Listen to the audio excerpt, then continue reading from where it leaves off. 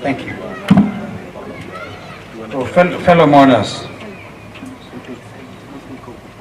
so Mama Mjane, Ruth, Mweni, watoto yako, Georgina and Benson, the teaching fraternity.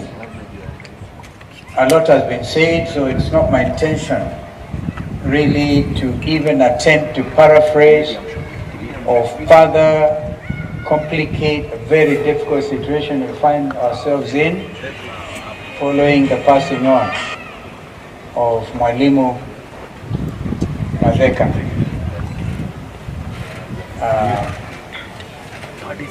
Johnson did well. I saw some of his predecessors here, Banakaruga and others, and I'm actually very appreciative of the sermon that an executive member of KEPSHA gave on the fact that death is actually a gift. And the acting chair, you now recognize the wonderful work that your colleague did, not just in this school, but in the whole country, earning himself the distinction of a high head of state commendation. So, as we bid farewell to Johnson, it behoves us to really take note of where we are and who we are. I do not intend to use this forum, because a very sorrowful forum, to even attempt to reply to some of the concerns. But allow me, Mheshimiwa Babu Owino, to thank you, because you have done well as a member for this constituency, earning yourself a very cherished position of #1 constituency in the country. There are 290 of them by info track. It's a challenge, and I could see it when you are coming in. In fact, the elation did not come from this side, it came from the children. Imagine watoto wenyewe wanajua mjumbe wao amejaribu kuwasaidia. Please keep up the spirit and do not be discouraged in any way by the political shenanigans going on in the country. Last time I spoke to you, Babu, we know you were in Burkina Faso. And I asked you, what are you doing there? So you have been invited by the head of state of that country, who seems to be gaining a lot of mileage. A military ruler deal, but mindful of the people. Therefore, I urge you today, ndugu yangu mdogo Babu, always be on the side of the people. You can never be wrong. As I tell you that, I tell my other colleagues who have come with us here, and I thank you for finding the time and really saying nice things. But truth be told, the journey ahead is not easy. We are talking about ukombozi wa nchi ya Kenya. Ukombozi. And the challenge next round is not going to be a normal election. It will be about ukombozi wa nchi ya Kenya. I think Madam Ruth shared with me that your late husband was even thinking of continuing with a bit of political career, because being chair, national chair of KEPSHA, and you're talking about 46,000 headmasters and principals, that's a very political office. And I know that he would have wanted to continue even leading and using his servant leadership qualities to help his community back in Machakos and the country. Kwa hivyo, tusiwe basi, tujue yeye mwenyewe hayuko hapa, and I think the preacher made it very clear. What we have are the remains, wherever he is, and those remains will be laid to rest on Friday in Mala constituency. Therefore, condolences to the bigger family, the family of Machakos County. I happen to know that they have done their best to make it easy for you by way of preparing the necessary approaches and whatever they can do. So you're not alone. You're not alone, Madam Ruth, and your children. The community is standing with you. Kwa pandele mwingine, na nikamilishe tu kusema hayo, please do not be dismayed. AI and whatever, in fact AI is the way to go. And the Kenyan youth have died. They died, and I keep on saying June 25th, I call it J25, will be a year since we lost these young people. Remember the tear gassing, people of Nairobi, people of Emakasi, Mheshimiwa Babu Wino, a lot of them came from here. And they went there, some of them young, very young, they had never tasted tear gas.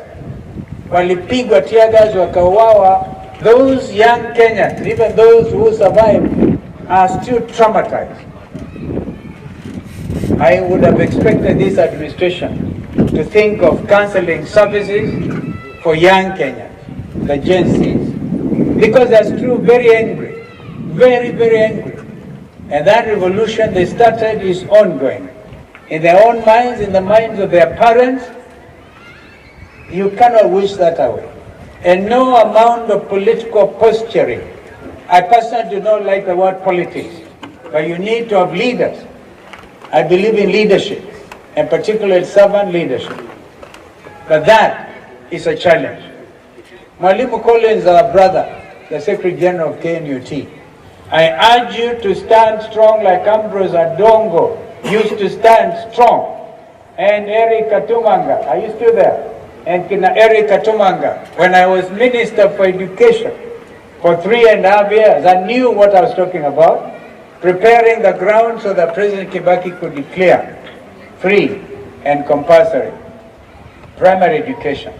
Our education system now runs seriously compromised up to the very top. And we have a lot of work to do in trying to properly put our education back on track again. But I want you, Mheshimiwa Secretary General Collins, to be very bold, and say it as it is. Your teachers are hurting. Now, I gather that 100,000 of your members have applied for promotion this year. In fact, I'm told 25,000 are the only positions that are available for promotion, Mwalimu. Mume apply nyinyi. Imagine out of 100,000, only 25,000. Yeah, in other words, kuna mwalimu hapa atapatikana na mtoto alimzaa akiwa more senior than yeye, the same grade. And so, a lot of injustice. Even the criteria used to promote teachers is opaque.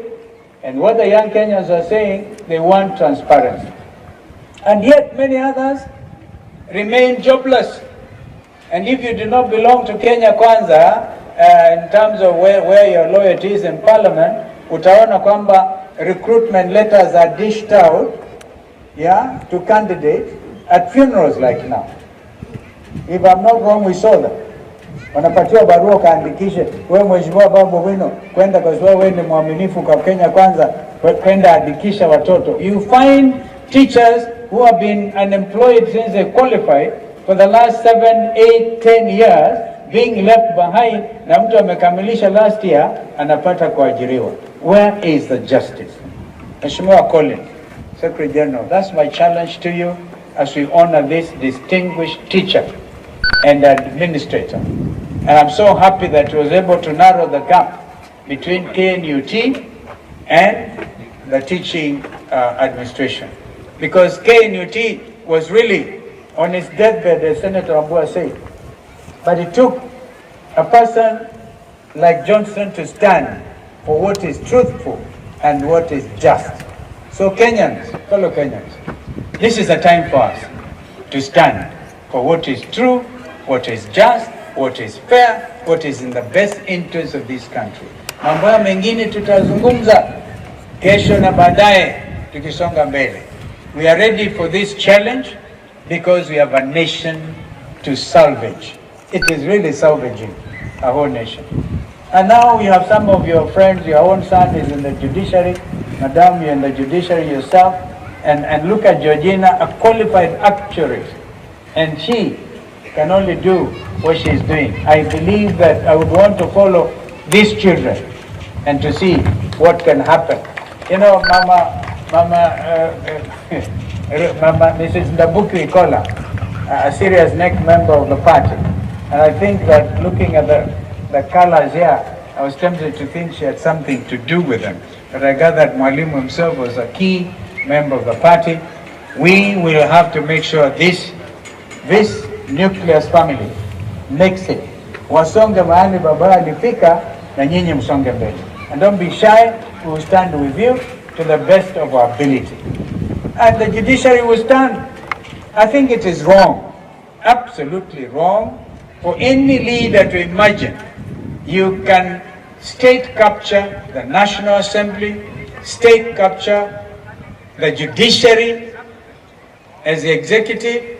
And yes, we know the liberties under our Constitution 2010. We will defend those liberties.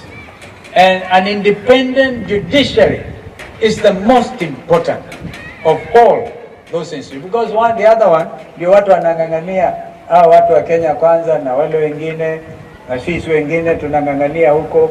But Kenyans must really know that whatever, come rain or shine, we will be on the side of the Kenyan people.